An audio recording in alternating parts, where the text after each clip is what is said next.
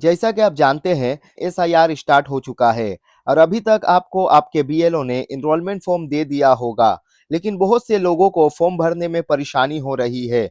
इसलिए इस वीडियो में हम आपको स्टेप बाय स्टेप बताते हैं कि एनरोलमेंट फॉर्म कैसे भरना है।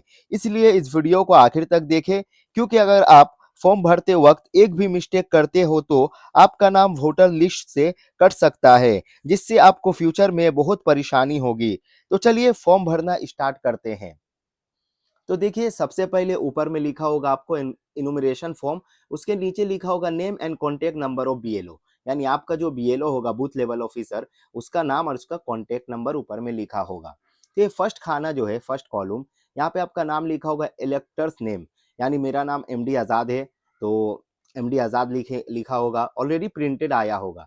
इपिक नंबर लिखा होगा, एड्रेस लिखा होगा, ये सब प्रिंटेड होगा। आपका जो नाम है, आपका नाम से फॉर्म आया तो आपका नाम का सब यहाँ पर होगा। उसके बाद सीरियल नंबर होगा आपका, पार्ट नंबर, और एसी यानी असेंबली कॉन्स्टिट्यूएंसी नेम भी होगा, इसमें ऑलरेडी प्रिंटेड होगा। ये आपका क्यूआर कोड होगा और यहाँ पे आपका एक ओल्ड फोटो होगा। एक ओल्ड फोटो देखिए, ये समझिए मेरा ओल्ड फोटो है। ये ओल्ड फोटो ऑलरेडी वो लोग देंगे, यहाँ पे ओल्ड फोटो रहेगा। और इसके अलावा आप क्या कीजिएगा, यहाँ पे आपको जो अभी करेंट फोटो है वो आपको यहाँ पर डालना होगा। ये ओल्ड फोटो तो ऑलरेडी रहेगा ही, और आपको करेंट फोटो डालना होगा। तो चलिए, ये सब तो प्रिंटेड होगा। चलिए, लेकिन मैं बताता हूँ कि फॉर्म किस तरह भरना है। तो आप ध्यान से देखिए। देखिए, ये जो है पहला खाना जो है, जिसका 2002 के लिस्ट में नाम है उसको भी भरना है, और जिसका 2002 के लिस्ट में नाम नहीं है उसको भी भरना है। तो ये फॉर्म यानी सबको ही भरना है।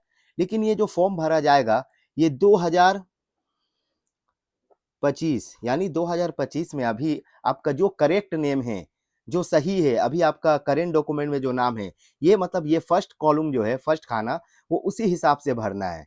यानी आपका जो अभी नाम है उसी हिसाब को आपको फर्स्ट खाना भरना है, पहले के नाम के हिसाब से नहीं भरना है। यानी अभी करेंट जो है ये वाला फर्स्ट खाना इसी तरह भरना है। तो पहला क्या है, डेट ऑफ बर्थ।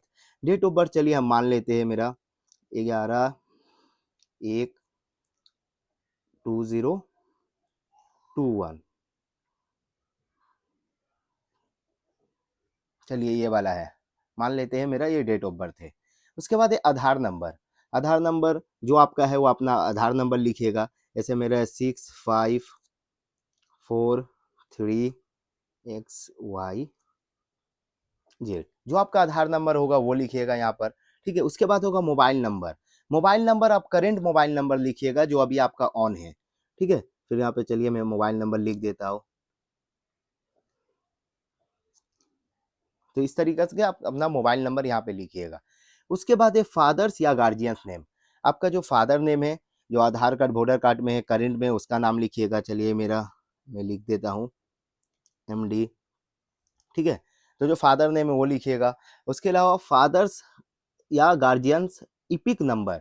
अगर आपके फादर का वोटर आईडी कार्ड है उसमें इपिक नंबर होगा, अगर है तो यहाँ पे दीजिएगा, नहीं है तो कोई बात नहीं है। इफ अवेलेबल, अगर है तो दीजिएगा, वो ऑप्शनल है। ठीक है, या आधार कार्ड भी ऑप्शनल है, अगर आधार कार्ड का नंबर आपके पास होगा तब दीजिएगा, नहीं है तो कोई बात नहीं है। तो फादर्स नेम ऊपर लिखने के बाद फादर्स का एपिक नंबर है तो दे दीजिए। चलिए, है तो ZTA123। चलिए, समझिए फादर नेम का इपिक नंबर दे दिए। उसके बाद है मदर्स नेम। आपका जो मदर्स नेम होगा वो लिखिएगा। चलिए,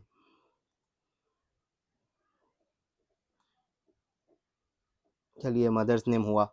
उसके बाद क्या, mother's EPIC number if available. अगर मदर्स इपिक नंबर है तो दीजिए, नहीं है तो कोई बात नहीं है। ठीक है, मदर्स इपिक नंबर है तब दीजिएगा। चलिए, मदर्स इपिक नंबर है तो दे दीजिए TAWY। चलिए, मदर्स इपिक नंबर दे दिए। इसके बाद स्पोस नेम। अगर आप वाइफ हो तो अपने हस्बैंड का नाम दीजिएगा, अगर आप हस्बैंड हो तो अपने वाइफ का नाम दीजिएगा। जो भी आपका वाइफ का नाम है वो यहाँ पर दीजिएगा। ठीक है, और स्पोस इपिक नंबर, अगर आप हस्बैंड हो, अगर यहाँ पे अपने वाइफ का नाम दिए हो तो उसका इपिक नंबर अगर है तो वो दीजिए। अगर आप वाइफ हो तो आपका हस्बैंड का इपिक नंबर है तो यहाँ पर आपको देना होगा। ठीक है, इस तरीके से आप ये फर्स्ट कॉलम भरिएगा 2025 के हिसाब से। देखिए, बात अब आएगा ये मेन, ये दो कॉलम में ही सबको प्रॉब्लम परेशानी हो रही है कि क्या भरा जाए। तो चलिए, ये बहुत ही आसानी के साथ मैं बताता हूँ कि किस तरह आप ध्यान से ये दोनों भरिएगा। तो देखिए, ये खाना वो भरेगा जिसका 2002 में जिसका लिस्ट में नाम है। अब लिस्ट तो देखे ही होंगे, अगर नहीं देखे तो हम लिंक में दे दे रहे किस तरह 2002 का लिस्ट डाउनलोड कीजिएगा, मैं बताया हुआ हूँ, आपको लिंक नीचे दे दिया हूँ, उसमें आप जाके क्लिक करके देख सकते हैं। तो जिसका 2002 में नाम है वो इसमें अपना नाम फिलअप करेगा, और जिसका 2002 में नाम नहीं है, यानी जो अभी उस टाइम 18 साल का नहीं था, अभी ये उसके अब्बू थे, उस टाइम उसके फादर थे, तो वो यहाँ पे फिलअप करेगा। मान लीजिए ये नाम जो मैं भरा हूँ, समझिए मेरा नाम, मेरा 2002 के लिस्ट में नाम है, तो मैं ये कॉलम भरूंगा, और ये कॉलम जो भरूंगा ये 2002 के लिस्ट के हिसाब से ही होगा। यानी समझिए मेरा नाम एमडी आजाद है, यहाँ पे मेरा नाम एमडी आजाद है, तो मेरा 2002 में नाम आजाद था, ठीक है, एमडी छूटा हुआ था, अभी मैं करेक्शन कर लिया हूं, लेकिन उस वक्त सिर्फ आजाद था तो आजाद ही लिखेंगे। यानी 2002 के आप लिस्ट आपके पास होगा, उस लिस्ट में जो पहले नाम था उसी नाम को यहाँ पर लिखना है, और उसी इपिक नंबर को कुछ चेंज नहीं करना है, गलत है तो गलत ही लिखिए, यहाँ पर जो 2002 के लिस्ट में जैसा नाम था वैसी लिखना है।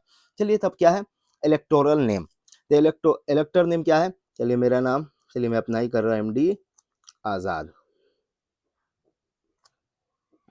एमडी आजाद, ठीक है। इपिक नंबर अगर है तो अगर उस वक्त में जो इपिक नंबर, अभी बहुत सारे लोगों का इपिक नंबर चेंज हो गया है, 2002 में जो इपिक नंबर था अभी उसका दूसरा हो गया, लेकिन 2002 में जो इपिक नंबर है आप वही दीजिए, अभी का नहीं देना आपको, ये 2002 के हिसाब से आपको करना है, ठीक है। तो इपिक नंबर अपना दे दीजिए, जो भी इपिक नंबर है वो दीजिए। उसके बाद है रिलेटिव्स नेम, आप अपने रिलेटिव्स नेम, यानी आपके देखिएगा, आपके नाम के बाद आपके फादर नेम या मदर नेम जो भी लिखा होगा आपके वोटर आईडी कार्ड में 2002 में, तो वहां पे जो लिखा होगा वो लीजिएगा। चलिए मेरा फादर नेम है तो फादर फादर नेम लिख देते हैं, ठीक है, फादर नेम। अब फादर नेम, तो उनसे मेरा रिलेशन क्या था, उनसे मेरा रिलेशन क्या था, तो रिलेटिव्स नेम लिख दिया। अब मेरा इनसे रिलेशन क्या है, फादर का, वो मेरे फादर है, तो यहाँ पे फादर लिख दीजिए।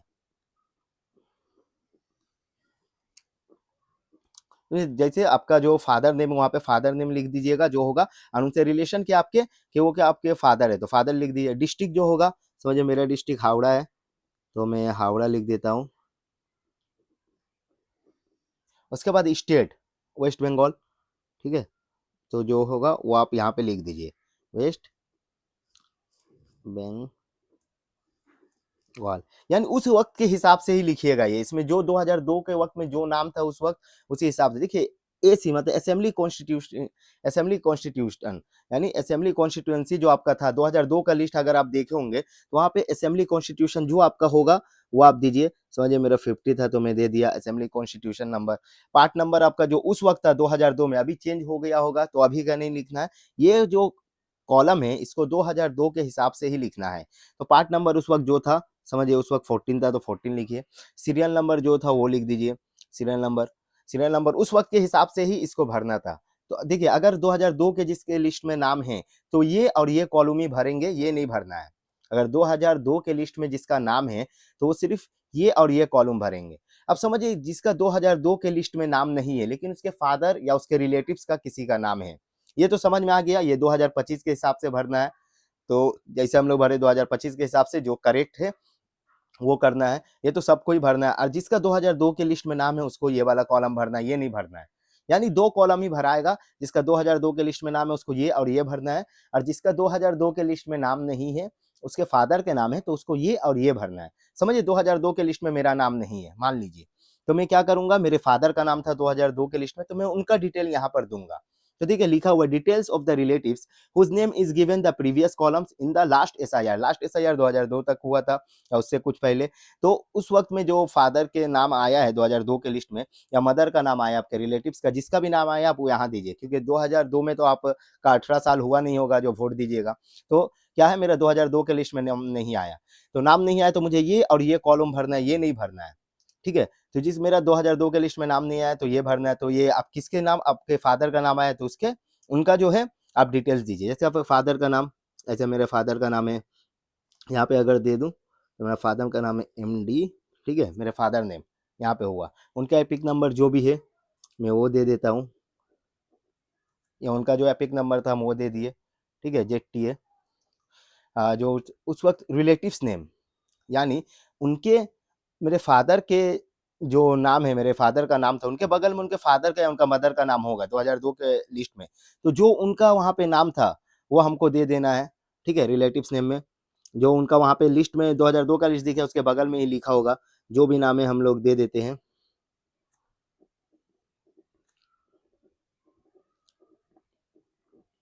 फिर उनसे उनका रिलेशन क्या था वो लिख देते हैं, उनसे उनका जो रिलेशन है, फादर का समझिए है तो फादर लिख देते हैं।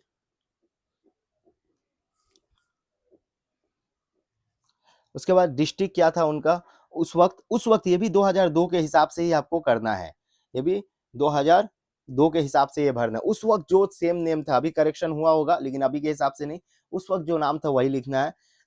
उस वक्त का जो फादर नेम है, अगर मिस्टेक है तो गलत ही है तो गलत ही लिखना है। तो उस वक्त जो लिस्ट आप देखेंगे जो लिखा है उस हिसाब से आपको लिखना है। फिर डिस्ट्रिक्ट जो होगा उस वक्त समझिए मेरा हावड़ा है तो हावड़ा लिख देते हैं,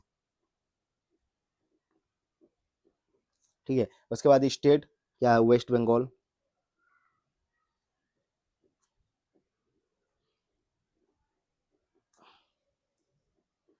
वेस्ट बंगाल। इसे असेंबली कॉन्स्टिट्यूंसी नेम जो भी होगा आपका उस वक्त वो दे दीजिएगा।